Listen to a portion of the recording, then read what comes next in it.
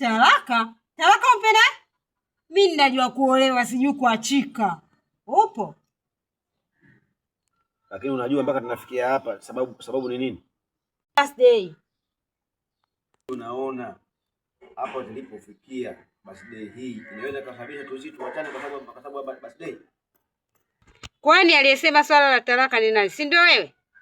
Mimi sijasema swala la talaka. Mimi mume wangu bado nakupenda. Lakini hapa happy birthday tu ifanyike. Sio hivyo. Sio hivyo. Maana kama ungekuwa unanipenda wewe ungenisikiliza ninachosema mimi na ninachokihitaji mimi. Lakini wewe uko na mipango yako kabisa. Wewe kuna mtu akushika masikio. Mimi sisiku masikio.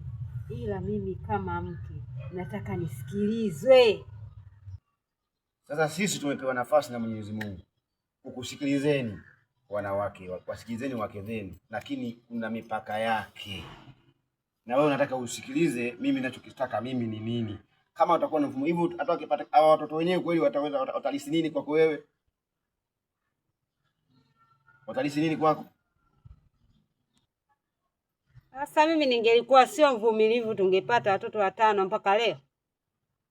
Umepatwa na nini? Umepatwa na nini wewe?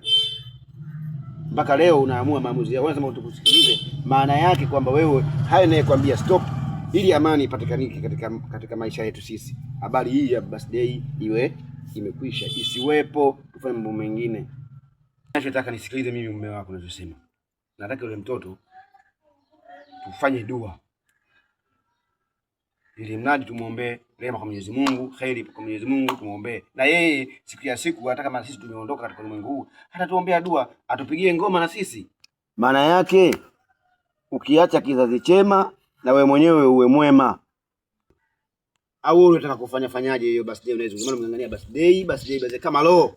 Mimi nataka niweke rusha roho. Nataka tunywe. Nataka watu wale. Yaani iwe sherehe babu kubwa mpaka kila mtu ajue kama happy birthday ya mwanangu ninaicheza. Hiyo kunywa nini? Kunywa bia. Bia.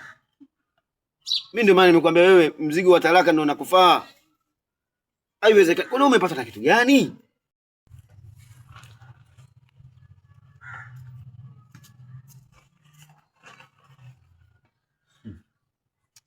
Yaani mimi kipindi kile ninakwenda kuoa haya kutokea haya mambo kabisa nilikuwa namuona binti ambaye mwenye mambo mazuri kabisa lakini leo huu utakuwa marafiki. Na marafiki yake yule Fatuma pale. Ndio rafiki yake yule ndio mkubwa. Nitamfuata Fatuma mwenyewe kule atakufa kunilia ndoa kwa sababu mambo kama hayo. Yule Fatuma mimi nitamfuata. Alafu ataona moto wangu boda kwetu. Sio bure wewe Fatuma wewe unamtaka.